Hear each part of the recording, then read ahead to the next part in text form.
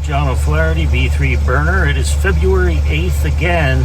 Time to do another state of the car video. Well, hello, I'm John O'Flaherty, the B3 burner, and once again it is February 8th and time to do this, but we're doing it in a slightly different location. We're at the Mormon Church in Oakdale on A Street, or off of A Street, because they're having some sort of a program at the church I usually go to, and the parking lot was full. So let's talk about things that have been done, things we want to still get done here in 2024. As I've done before, it's best to go through a little cheat sheet. Things that have been fixed. The passenger side view mirror. If you look over there, there's my mirror. The AC, the entire system has been done. The sheath over the passenger side wires near the engine have also been taken care of. Things that still need to be fixed. The hood springs still need to be installed by Mitch. I had painted those back in 2021, and now it's 3 years later and nothing's been done yet.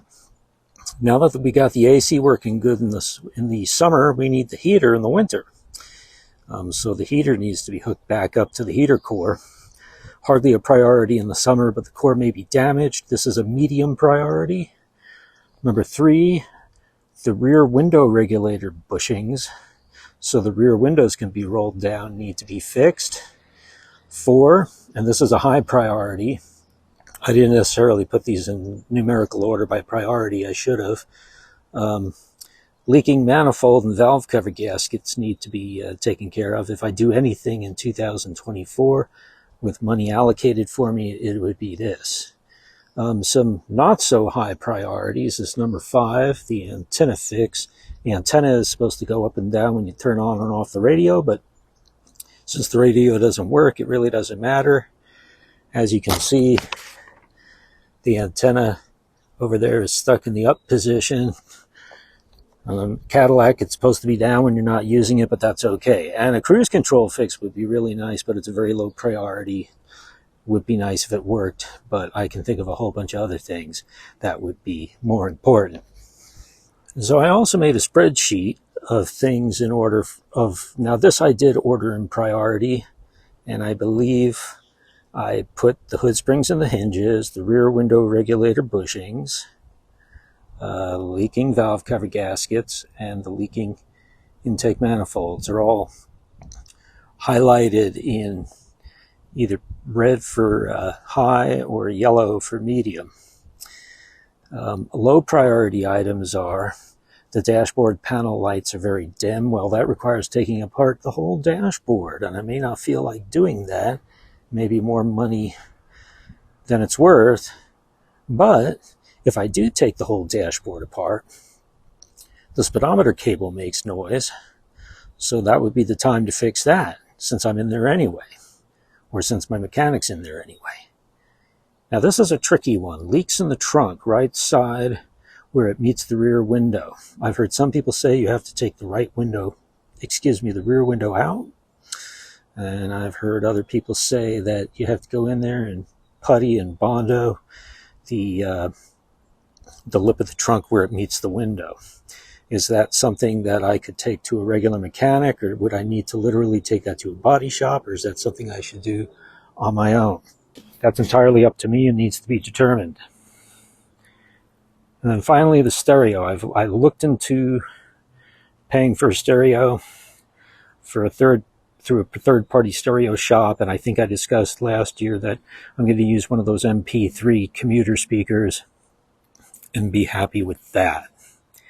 Now, let's look at the good news, things that have been completed already in gray. Carburetor issues, exhaust smells like engine is running lean. We took care of that. The front bushings are bad, per Mitch. We took care of that. Hard starting. Hesitation, stalling when stepping on the gas when the engine's cold. We took care of that. The horn was inoperational. Got that taken care of. The leaking tranny or brake fluid, that's fixed. Hanging muffler and tailpipe, that was one of the first things I fixed. Right side mirror, crossed that off the list finally. Car sits very low, bad springs. That was taken care of back in 2021. Hard clunking sound from the right rear when going over bumps. That was taken care of when we lifted the car. Not very responsive acceleration off the line. That was taken care of with a tune-up and a carburetor adjustment.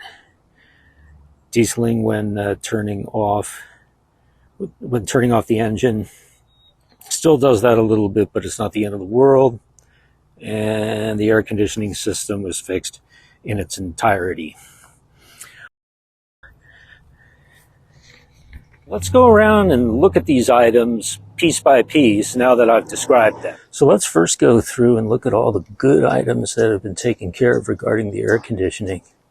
The air conditioning wound up costing a pretty penny, but at least I finally have air conditioning in the summertime. So we got new radiator core, new items going up to low pressure and high pressure system. How's it going? We have new compressor, condenser. That's condenser right over here. Right down over, whoop, my finger gets in the way. That thing right there, it wants to focus on my finger. That's the condenser going in under the radiator, I believe. That cylinder is the compressor. I liked it last year because it was demarcated by red and blue for high and low pressure. Now you just have to know, because they're both painted black, that that's the high pressure unit. Low pressure is right there, coming directly out of the compressor. Those are all brand new wire sheaths. I told you that they did wire sheaths around the engine. The ones where they specifically got in there, the sheathing that he did this past year, 2023, is all this around here. And that came out real nice. All these are new air conditioning hoses, heater hose, core, new belts for the alternator, for the smog pump, and for the air conditioner, power steering and air conditioner run off the same belt, which I found out when the belt broke and I had no power steering. I also want to add that this is the last video I'm going to do before I go in for knee replacement surgery for the left knee, Monday, February 12th. You know, so as the car gets fixed over the years, so do I. You may recall there was sheathing that was fixed last year. That sheathing is everything along here. The wiring looks a little nicer for whatever reason, but it's the same stuff. Okay, things that need to be addressed. Leaking valve cover gaskets. You can see the moisture down there. And leaking intake manifold gaskets. I don't know which one's easier to fix, but we got to address one of them. Probably the easiest, least expensive one first, and then the other ones as we get deeper into the problem. That broken bladder right over there is for the cruise control. And as I said, that's a low priority, and we probably won't fix that or approach fixing that for several years now. These are the old hood springs. The hood takes some finagling to get it to open. These are the old rusty hood springs. And it's got to hold up a heck of a heavy hood. It's no wonder that they wear out over time. Hold on, let me show you the hood springs. I'm going to get them out of the car. Those are the hood springs. I painted those March of 2021, so almost 3 years ago. Not quite to the date, but you can see that I coated the rust off of it using a rust removing product and then spray painted them black. They came out really nice, but having sat in the garage now for 3 years, they're starting to get a little dusty again. Hopefully not too subject to moisture, but they're not going to be subject to any more moisture in the garage than they would if they were already installed in the car. So I don't know if I grabbed the right one coincidentally, but this right here is going to replace those right there. So hopefully I'll go and get those installed sometime this year. So one of the things I told you is that the trunk leaks right under here, under the rear window where it drips down, below the sill, and onto the wheel well next to the hinge. And right where you see the rust is where the water drips. And you can see where the carpeting has worn away. All down there. In fact, I rotted away all the carpeting. That's why I had to repaint this with a very thin coat of black paint. You can see where my paint job is already getting scratched up. That's not too good. But if we were to take a close look, it's under in here where we're having the trouble. All down under in there. So do I get a body shop to do that? Do I get somebody at Mike's to do that? Or do I try to get some Bondo and some rust remover and do it myself? My greatest fear being that the results aren't going to be all that spectacular if I do it. Problem is these vinyl tops, I think I mentioned this last year, they trap water. Water collects up top, water collects at the bottom. This is a chrome strip or a brightwork strip. And this is the base of the canvas top, or the vinyl top. I don't know if it's canvas or vinyl, but it's one of the two. And it just gets trapped in here and eats away at the metal, and then it leaks in underneath. Somebody even went so far as to tell me I may have to remove the entire rear window in order to fix this problem. And that's serious money there, so that's a low priority down the line. So if you're wondering why I've got the blue and the white masking tape here, those are the power to the rear windows. And the reason why I've got that like that is to remind myself not to roll down the rear windows, because the window regulator bushings inside the crack down here, the window gap, is broken. So you can roll the windows down, but they start to go crooked, and then worse, you can't roll them back up. And that's not too good. And the same goes, unfortunately, with the passenger side.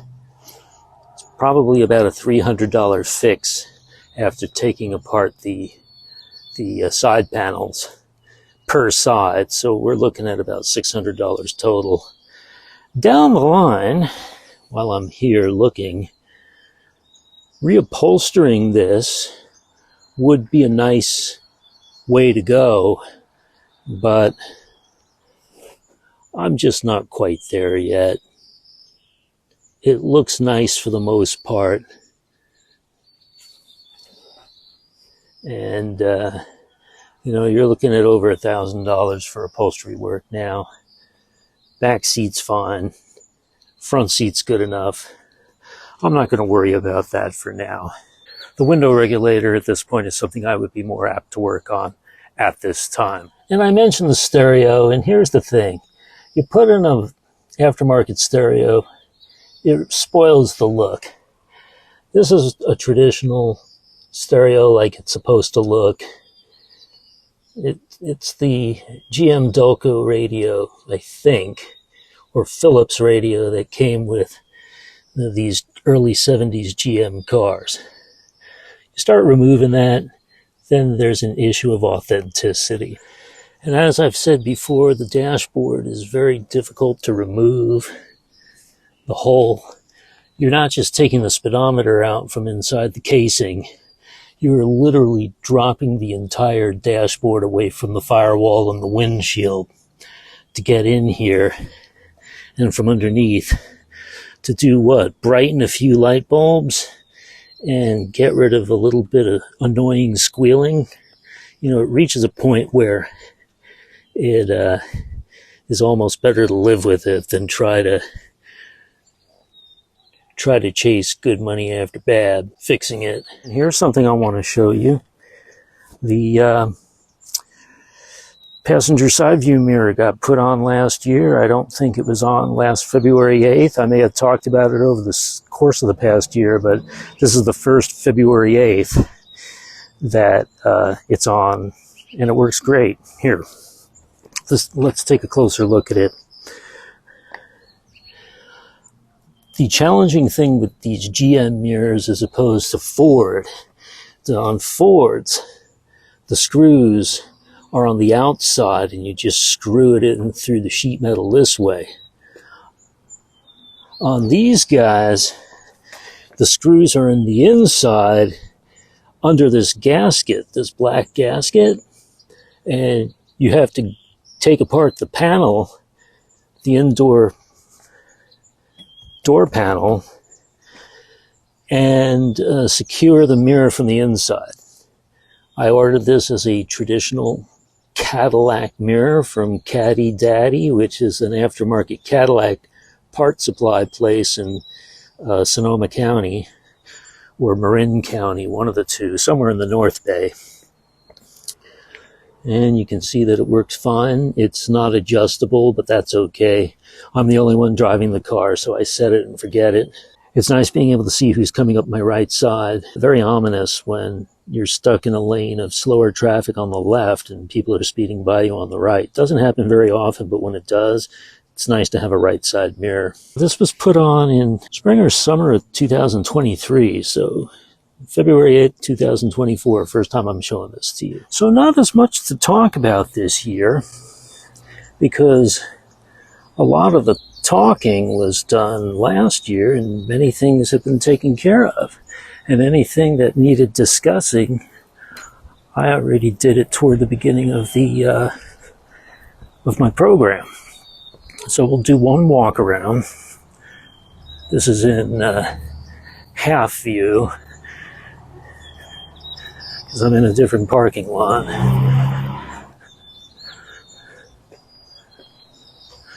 Walk around like that. I can smell antifreeze, hot antifreeze, which is odd because it's a closed system and I shouldn't be smelling it, and it's not leaking. So I don't know why I'm smelling it. But maybe all 70s cars did that. I don't know. So that's it. I'm John O'Flaherty, the B3 burner. This is 2024. It was raining past couple of days. We finally had a clear day. Would have done the other church if it wasn't filled. The parking lot was filled, but this is a better one anyway. Quieter, not cars driving by making lots of noise. So good opportunity to show you the car before it got dark. What's been done, what needs to be done, and all goes well. I'll tell you what improvements we have February 8th, 2025. Until then, I'm John O'Flaherty, B3 Burner, and I'll catch you next time.